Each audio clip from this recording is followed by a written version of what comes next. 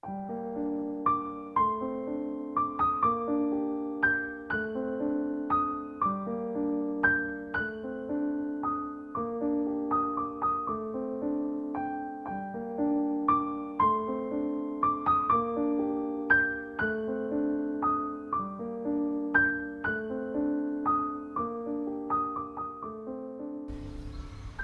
ngalan ng Ama, ng Anak at Espiritu Santo. Amen. Tayo ngayon ay nasa unang linggo ng Kwaresma at tayo naniyahan ng ating Panginoon na makiisa sa Kanya sa pamamagitan ng pagliligtas ng ating sarili, paglayo sa ating mga kasalanan, iwasan ang mga tuksong dumarating sa ating buhay. Sumayin niyo ang Panginoon. At sumayin rin. Ang pagbasa sa Banal na Ebanghelyo ayon kay Lucas. Luwalhati sa iyo, Panginoon. Nang panahon yun, si Jesus na puspos ng Espiritu Santo ay umalis sa Jordan at dinala siya ng Espiritu sa ilang. Dito inumalagi sa loob ng 40 araw at tinukso siya ng Diablo. Sa mga araw na iyon ay hindi siya kumakain at pagkatapos doon ay nagutom siya. Winika sa kanya ng Diablo, "Kung ikaw ang anak ng Diyos, iutos mo na maging tinapay ang batong ito." Subalit sinagot siya ni Jesus, "Nasusulat, hindi lamang sa tinapay nabubuhay ang tao." At tinala siya ng Diablo sa isang mataas na puo. Ipinakita sa kanya sa isang saglit ang lahat ng kaharian ng daigdig. At sinabi sa kanya, "Ibibigay ko sa iyo ang buong kapangyarihan at karangalan ng mga kaharian ito, na pinagkaloob na sa akin, at maibibigay ko sa kanino mang ibig ko. Kaya't kung sasamba ka sa akin, ang lahat ng ito ay magiging iyo." Ngunit sinagot siya ni Jesus, "Nasusulat, ang Panginoong iyong Diyos ay sasambahin mo, at siya lamang ang iyong paglilingkuran." Dinala siya pagkatapos sa Jerusalem, at pagkalagay sa kanya sa tuktok ng templo, ay winika sa kanya, "Kung ikaw ang anak ng Diyos, magpatihulog ka rito, sapagkat nasusulat, ipagbibiling ka niya sa kanyang mga anghel, upang ingatan kanila, at dadalhin kanila sa kanilang mga kamay, nang hindi matisod sa bato ang iyong mga paa." Subalit sinagot siya ni Jesus, "Sinasabi na huwag mong tutuksohin ang Panginoon mong Diyos." Pagkatapos sa matukso sa lahat ng paraan, ay iniwan siya ng Diablo hanggang sa isang magandang pagkakataon. Ang salita ng Diyos. Purihin ka, O Kristo. Minamahal ko mga kapatid sa pananampalataya, mayroong isang teenager, katulad ng maraming mga teenager ngayon, ang namong problema, sapagkat ang sabi niya, siya ay laging pumupunta sa pagkukumpisal. Subalit halos pari-pariho yung kanyang ikinukumpisal sapagkat lagi siyang natutokso. Kaya ang ginawa niya, pumunta siya sa isang pare para magkaroon ng counseling. At ito nga sinasabi niya, "Father, ako ay laging may tukso. Pag ako'y nanonood ng mga pelikula o television, lahat yung mga nakikita ko doon ay may mga tuksong dumarating sa akin. Pag ako'y naglalakad, may mga billboard ako nakikita na naroon yung mga tukso. At tukso ng laman, tukso upang ako ay magkasala. At dahil nga dito, paulit-ulit ako na nagkakasala." So sabi ng pare, alam mo yung tukso ay hindi kasalanan. Yang tukso ay daan lamang upang ikaw ay magkasala. Kung i-entertainment mo yung mga tukso na yan, kung bibigyan mo ng pansin at ikaw ay gagawa ng masama, iyon ang kasalanan. Subalit sabi ng teenager, Father, totoo nga, sapagkat yung mga napapanood ko, napapakinggan ko, ang lahat ng yan ay pinipilit kong alisin sa aking isipan at sa aking sarili. Pero ang problema nga lamang, sinasabi nyo, huwag kong i-entertain. Hindi ko nga ini-entertain. Ang problema, sila ang nag-i-entertain sa akin. At dahil dito, hindi ko makalimutan at ako ay patuloy na nagkakasala. Minamahal ko mga kapatid, napakaliwanag ng sinabi ng pare na yon. Ang tukso ay hindi kasalanan, kundi ang nagdadala lamang ito sa atin sa kasalanan. At kung hindi natin i-entertain, pipigilin natin, patitigilin natin ang tuksong yan, hindi tayo darating sa paggawa ng kasalanan. Ang tukso ay pandaraya ng demonyo. Ito'y pag-aalok sa atin upang tayo magkasala. Ang alok sa atin, mas marami, mas maganda, mas matibay, mas liligaya ka. Ang lahat ng ito ay ibibigay sa atin. Subalit sa likod ng alok na ito ay naroon ang kasamaan at naroon ang kasalanan. Ang tukso ay nagbibigay sa atin ng paanyaya upang gamitin natin ang ating sariling kakayahan, ang ating sariling kapangyarihan para sa ating pansariling kabutihan, para sa ating pansariling kapakanan. At ito nga ang pagkakasala. Sapagkat kung makikita natin, ang lahat ng nasa atin ay hindi lamang dapat sa atin, kundi ito ay para sa ating kapwa. Ito'y makakamit natin sa ating pansariling kapakanan. Kaya nga't sinasabi mo, kaya mo yan, hindi mo kailangan yung iba. Kaya mo yan, hindi mo kailangan yung aral ng Diyos upang ikaw ay kumilos. Kaya mo yan, hindi mo kinakailangan yung advice ng iba. At dahil dito, ito nga ay natutungo sa isang pagkakasala.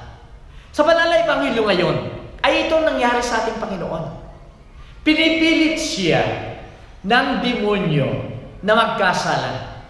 Gamitin ang kanyang sariling kapangyarihan para sa kanyang pansariling kapakanan. Ang unang tukso na dumating sa ating Panginoon, dahil siya ay gutom na gutom, ang tukso sa kanya ay sinasabi, gawin mong tinapay ang batong ito sapagkat gutom na gutom ka na. Kailangan mo ng pagkain. Kaya't gamitin mo na yung kapangyarihan mo para ikaw ay mabusog. Minamahal ko mga kapatid, ang ating Panginoon ay may kapangyarihan. Subalit ang kapangyarihan niya ay ayaw niyang gamitin sa kanyang pansarili. Kung titignan natin ang nakaraang buhay ng ating Panginoon, makikita natin ang dami niyang ginawang himala. Pero yung mga himalang yon ay hindi pang sarili, kundi para sa mga tao. Ginawa niya ang himala sa pamagitan ng tinapay, ilang tinapay at isda na pinakain niyang 5,000 mga tao. Nagawa niya yun, may kapangyarihan. Pero ito ay para sa iba. Nagawa niya na magparami ng mga isda doon sa dagat upang makahuli ang kanyang mga alagad. Sa huling hapunan ay ginawa niya na yung alak at tinapay ay maging katawan upang pagkain natin na siyang nagbibigay sa atin ng buhay na walang hanggan.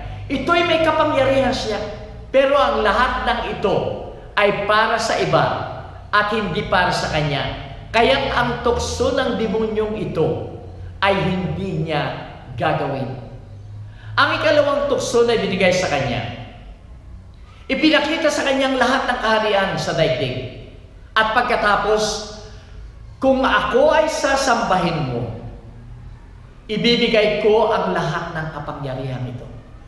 Minamahal kong mga kapatid, hindi yata alam ng demonyo na ang ating ang Diyos ang gumawa ng lahat ng bagay, ang lahat ng kapangyarihan, ang lahat ng karangyaan. At ito ay sa Kanya.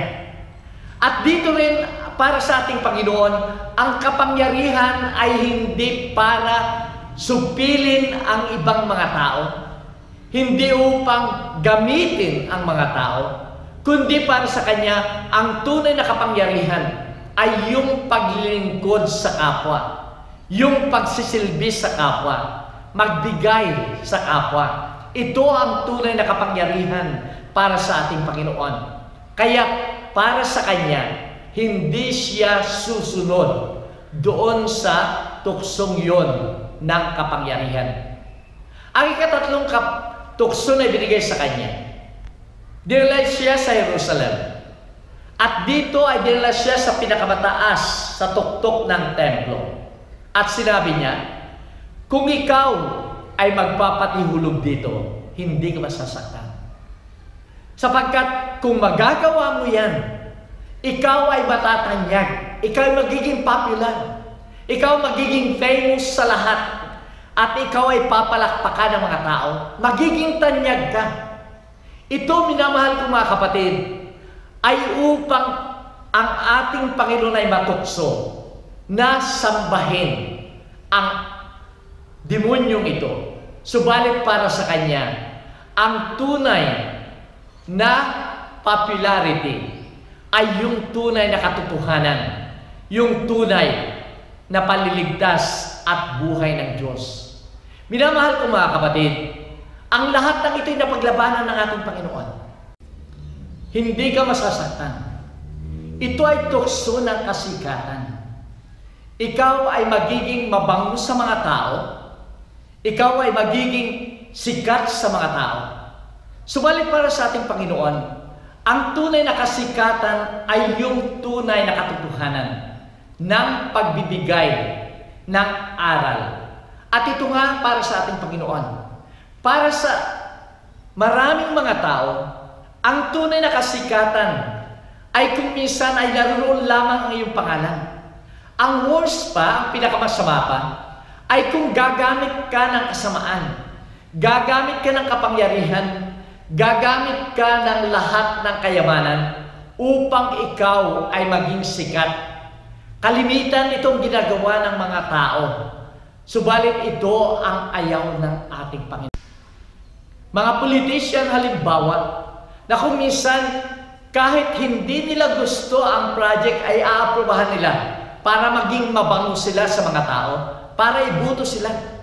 Kung minsan ay gagamit sila ng yung kalang pera, sila ay magmumudmud ng pera, sila ay magbibigay ng kung ano-ano para lamang bumango at maging sikat sila sa mga tao at manalo sa eleksyon.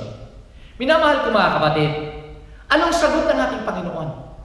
Immediately ay pinigil ng ating Panginoon ang tuksong ito. Sinasabi lagi niya, nakasulat. At dito ay binigay niya ang aral ng ating Panginoon, ang salita ng Diyos. Sinasabi niya, nakasulat, hindi lamang sa tinapay na bubuhay ang tao.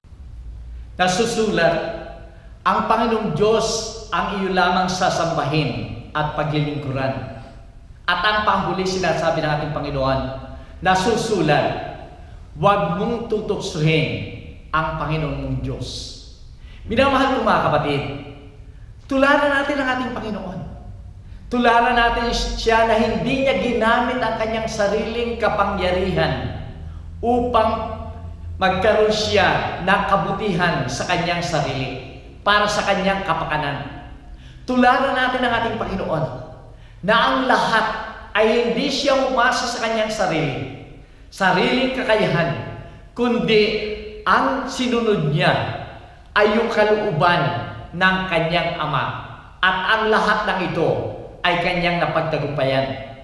Kung titignan natin sa daigdig na ito, ang daming tuksong dumarating. At ang mga tuksong ito ang nagbibigay, nagiging daan ng kasalanan ng maraming tao. Nagagawa ng mayayaman na yung mga bato ay nagiging tinapay. Nagagawa nila sa pamagitan ng kalakayamanan ay nabibili nila ang lahat. tinapay, kahit yan kuminsan ay buhay ng tao ay nabibili nila. Kuminsan sa pamagitan ng kalakayabanan ay nagagawa nila na yung mga tao ay sumasamba sa kanila. Sa pamagitan ng kapangyarihan ng tao, kung minsan ay hindi na sila umaasa sa Diyos. Sa pamagitan ng kapangyarihan ay nagagawa nilang apihin ang kalangkapwa, pumatay ng kalangkapwa. At kung minsan yung mga tao pa na nagkakaroon ng kapangyarihang napakataas na kapangyarihan, hindi lamang nila kinakailangan ng Diyos, kundi hindi nila o kaya minumura na nila kahit ang ating Panginoong Diyos. Minamahal kong mga kapatid, yung mga popular, ang akala nila wala na silang kailangang iba. Akala nila is naroon na sila sa pinakamataas at sila na ang sinasamba ng Diyos. Naalala ko pa nga minsan, mayroong isang grupo ng mga sikat na mga grupo sa awitan. At dito bago sila dumating ng Pilipinas, ay sinasabi nila sa kanilang promo na sila ay mas sikat pa kaysa sa ating Panginoong Jesucristo. Minamahal ko mga kapatid, ang lahat ng mga ito ay tukso sa atin. At kung hindi natin paglalabanan, tayo ay mahuhulog sa kasalanan. Kaya nga sa linggong ito ay inaanyayahan tayo ng ating Panginoon. Tularan natin siya. Tayo ay umasa sa kapangyarihan ng Diyos. Tayo ay umasa salita ng Diyos at aral ng Diyos na siyang makakapagpatigil sa kasalanan upang tayo ay lalong mapalapit at sumunod sa ating Panginoon. Makapangyarihan ang salita ng Diyos. Makapangyarihan ang Diyos na siyang magbibigay sa atin ng tunay na kaligayahan, ng tunay na buhay, ng tunay na kapangyarihan, sapagkat siya lamang ang Diyos hanggang sa katapusan na magbibigay sa atin ng kaligtasan at kaluwalhatian. Sana minamahal ko mga kapatid, sa panahon ito ng Kwaresma, makiisa tayo sa ating Panginoon sa kanyang pag-aayuno kasama ang Espiritu niya na magbibigay sa atin ng lakas tungo sa ating kaligtasan. Para sa Sydney ay inaanya ko na pagkatapos ng blessing ay meron akong announcement. Sumayin niyo ang Panginoon. At sumayo rin. Minamahal ko mga kapatid, sana makiisa tayo sa ating Panginoon sa panahon ito ng Kwaresma. Nagsimula siya sa pag-aayuno. Gawin din natin upang sa ganoon, ang Espiritu niya ay nasa atin, magbibigay sa atin ng lakas at kaligtasan. At naway pagpalain kayo ng kapangyarihan ng Diyos, Ama, Anak, at Espiritu Santo. Amen. Humayo tayo mapayapa. Salamat sa Diyos.